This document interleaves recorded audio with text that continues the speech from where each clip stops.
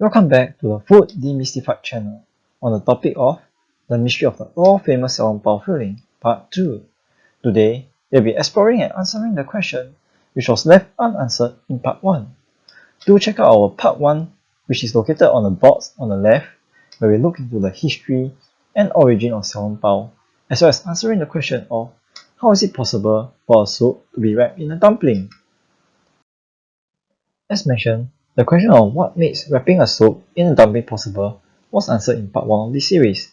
Do check it out if you haven't already. Links are in the description box down below. Now, moving on to the second question, which is on why is the long preparation time of Xiao Long Bao soup filling so important? Well, the long preparation time needed is due to 3 reasons. Firstly, is to ensure that all the flavors of the ingredients are infused into the broth, making it flavorful. Secondly, is to ensure that there is enough time for the soup to transform or set into a jelly state.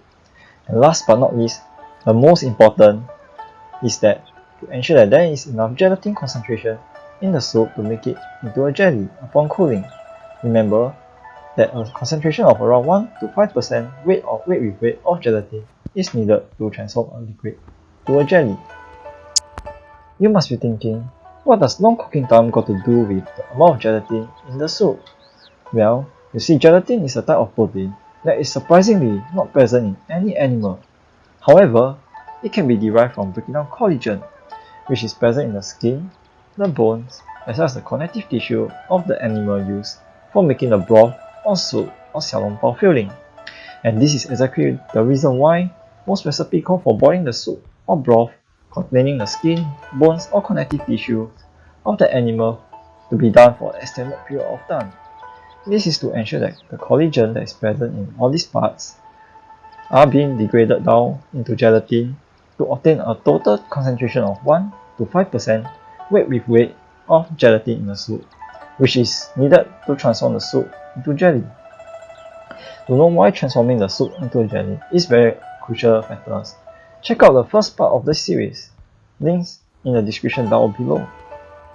So, in a nutshell, the long preparation time is required to, firstly, ensure that the soup is flavorful enough, and secondly, is to ensure that there is enough collagen that is broken down into gelatin to a concentration that the soup is able to transform into a jelly upon cooling. And lastly, it is to ensure that there is enough time for the soup to set or transform into a jelly upon cooling. Now, let's move on to the 2 bonuses we have promised to share in the part 2 of this series. So, for the first bonus that we would like to share with you guys is on what other thermo-reversible gel are there out there besides gelatin. So the first thermo-reversible gel that we would like to share with you guys is pectin, which is usually used in jam and is derived from fruits. It has a very high melting point as high as 200 degrees Celsius.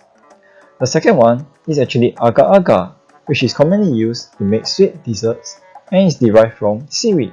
It also has a relatively high melting point of 85 degrees Celsius, which is close to water's boiling point. And the last thermo-reversible gel that we would like to share is K-carrageenan, that is commonly used in chocolate milk. It has a relatively low melting point of 40 to 70 degrees Celsius.